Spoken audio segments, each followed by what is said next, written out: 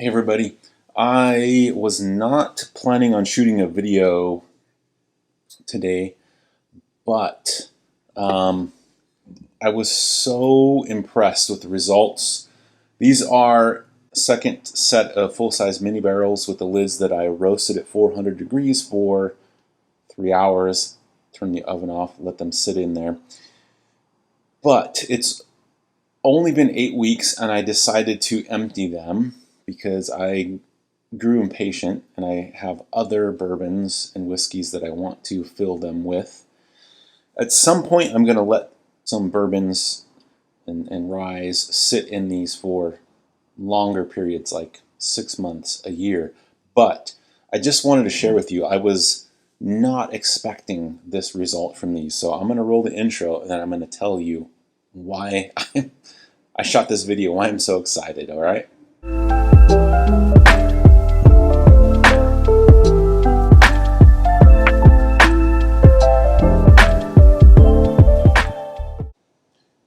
This is a Cooper's Craft bottle. That's not what's in here, but I don't know if you can see how dark that is, but all of these are like used motor oil in 8 weeks.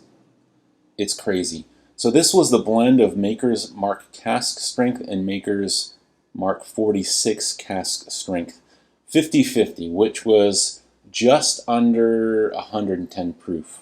I checked the proof after 8 weeks. It was about 120 proof. It went up about 10 proof points. It's remarkable. The Jack Daniel's Barrel Proof Rye. Look at that thing. This one, now of course, now you want to know about evaporation, right? Obviously if the proof's going up, or if it's sitting in a barrel like this, where it can interact with the ambient air, you know, the atmosphere, you're going to have a change in proof. But because it was warm and hot, and I tried to always move them to where it would be hot as possible where we live, the proof went up. This Jack Daniel's Barrel Proof Rye was 131.4 proof. So after 8 weeks, this thing went up to 140 proof. That's crazy. I have an unopened bottle of this rye that's 136.6 proof. I'm going to wait till probably end of spring, beginning of summer. I'm going to pour it into one of these full-size mini barrels and leave it for, I don't know, I might leave it for 4 months, you know, and see if I can get that thing up into like Cohill proof territory or beyond that.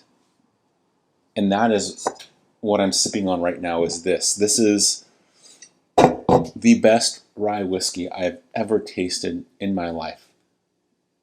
One of the best whiskeys, period, I've ever tasted. It is unbelievably amazing.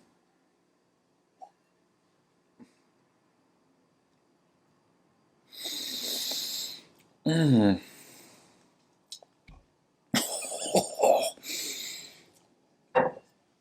140 proof packs a punch, let me tell you.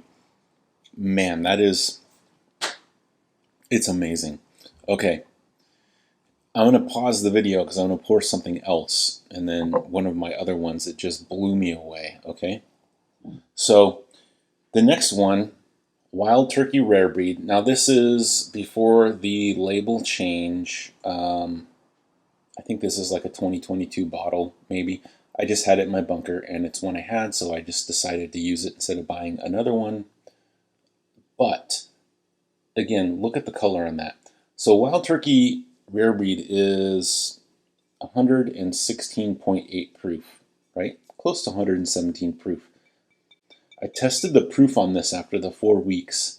122 proof, double oaked rare breed. That's what this is. And that's what I'm sipping on. And it is...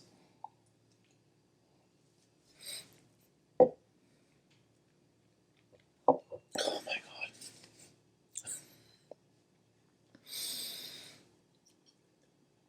God. I don't know.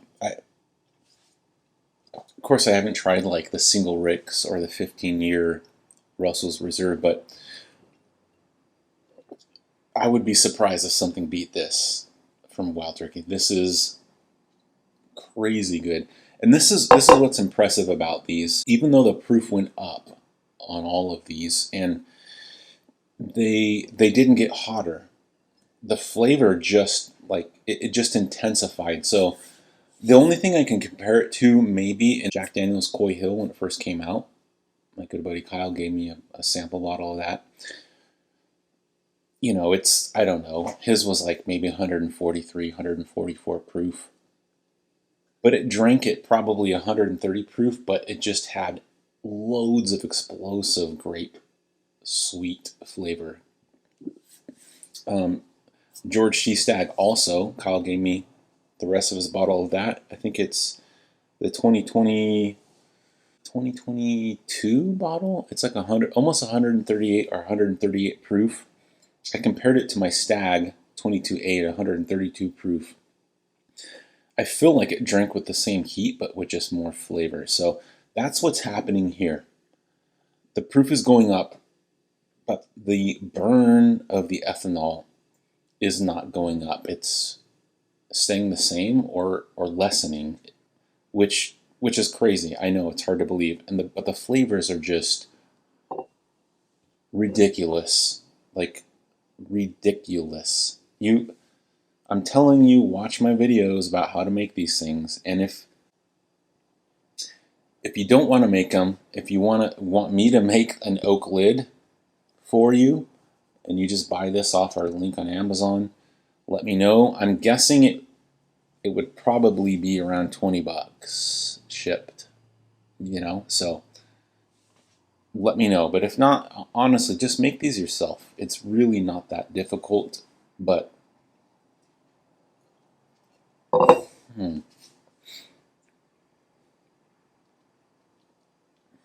Okay, the next one, Russell's Reserve Single Barrel.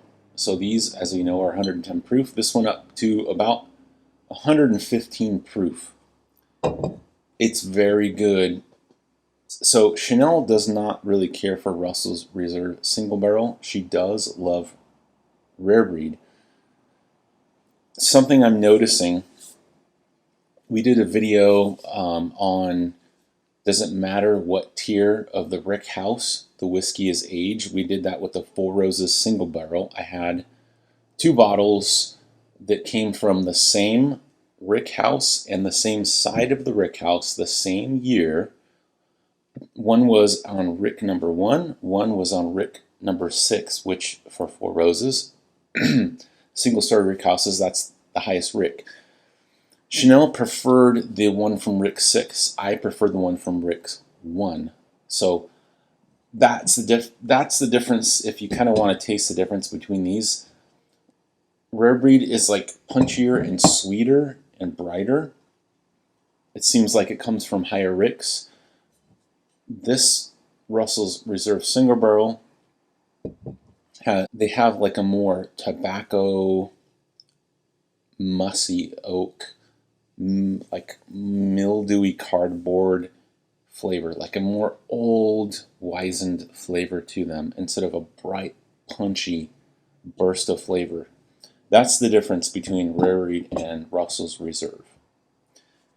The next one, look how low this is. This is Knob Creek 9-year single barrel. Okay, I would say, the problem with this particular full-size mini barrel that I made, I don't know if you can see it in the video, but the piece, the oak lid I have, it had a split, so I tried to seal it with some wax. I put it together, and when I was routing it, you can see there's like 3/16 up from the bottom that just got chipped out, and I tried to fill it with wax. I'll just say it didn't work. A lot of this work leaked out. Half of it leaked out. So these next two, well, you know, actually, I'm going to jump back to this one. The two that I was almost most interested in seeing what the difference was, I'm going to save them for last. Sagamore Spirit Cask Strength. Ridiculous, right? Super dark. This thing is 112 proof. No, 112.2 proof. This went up to 120 proof in only 8 weeks. The whole thing is, if you really want to up the proof and extract the most amount of flavor, you need to keep these where it's hot. Okay. Obviously, a temperature change is going to help. Keep it where it's hot. Move it where it's cool. It's going to pull all the whiskey out. Move it back where it's hot. It's worth it. I'm just going to tell you right now, it's worth it. This is incredible. Okay, so the last two, these two.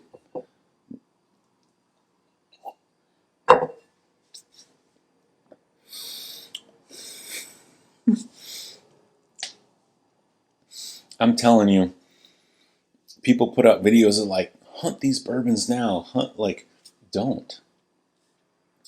Buy high proof or cask strength or aged bourbons that are sitting on the shelf. Put them in these bottles.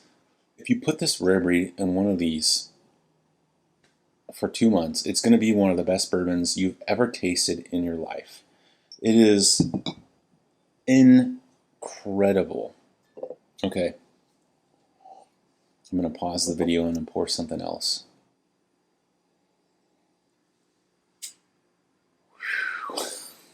Oh, man.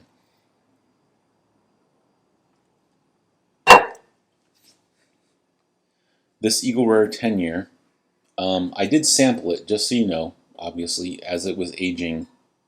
If I had not have sampled it, you can see the black label on the back. It would have probably evaporated to roughly around that point. That's how much I sampled this, and I just poured myself some. My good friend Kyle gave me the rest of his bottle of E.H. Taylor Single Barrel, which is a very good whiskey. There's a reason Buffalo Trace is allocated and people hunt it. It's good. Like, it just is. But this Eagle Rare, which for me is not hard to get, and I pay MSRP $39 for it. Double oaked for only 8 weeks. It only went up from 90 to 94 proof, which makes sense. It's less proof. It's not going to gain the proof of something that's higher proof in only 8 weeks in a climate that is not super hot. But I've tried these back to back. This, I would almost pick this Eagle Rare over that E.H. Taylor Single Barrel, and that particular Single Barrel is very good. It's very cherry, vanilla, and oak char. It is wonderful. But this, I'm telling you, you have to try these full-size mini barrels. And what I like about these, they fit a regular bottle of bourbon. So you can just try a bottle at a time and just see what you like. I haven't done it with these yet, but I'm going to try to remove these, char them, flip them, put them back in. I'll see if that works, if I can actually get them out. I don't know, I might not be able to, but do this. It's remarkable. Oh my gosh. So good. Just incredible. Oh my gosh. Okay. Okay, a little splash of... This is Stagg Junior 128.4 proof. That's not what's in this bottle. What this bottle is, it is a blend Jack Daniel's Barrel Proof, Yellowstone Single Barrel, 1792 Full Proof.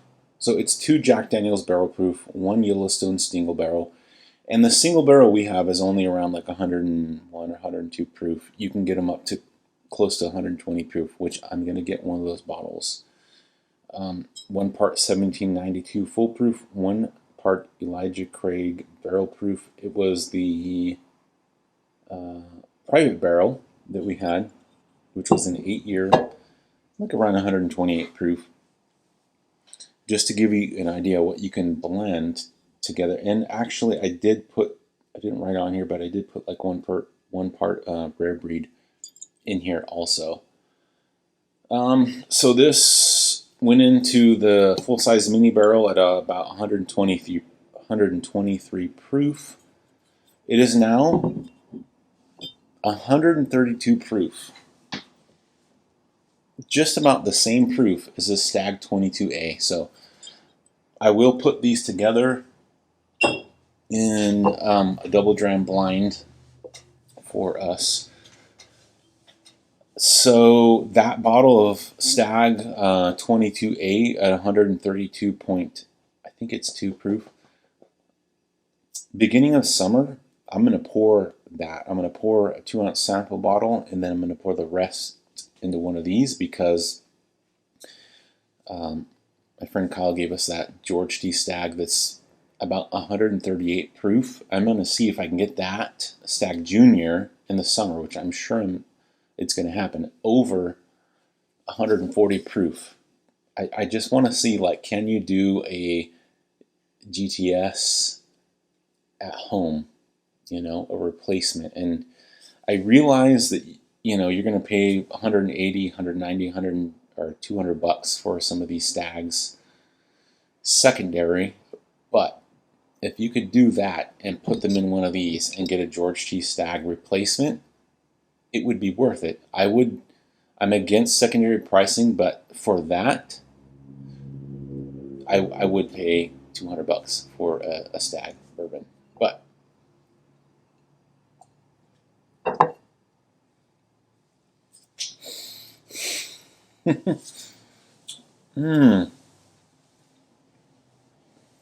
that is so good. Oh my gosh. Oh my gosh. If you want that Stagg Junior flavor profile, do this blend. Put it in one of these. You will not be disappointed. So, all right, in a week, I'm going to pour out my heavily peated single malt scotches that I put into not newly toasted and charred lids, but the ones that held the Early Times Bottled and Bond and the Wild Turkey 101. And then I also soak them for a week with some different types of wines. So I'm going to pour those out, and I bet I'm going to be surprised by those as well. So there you go. Let me know what you think. I'm just telling you, I know a lot of videos come out about like, hunt this, hunt that. What to hunt? Don't do it. Like, who cares about the hunt anymore?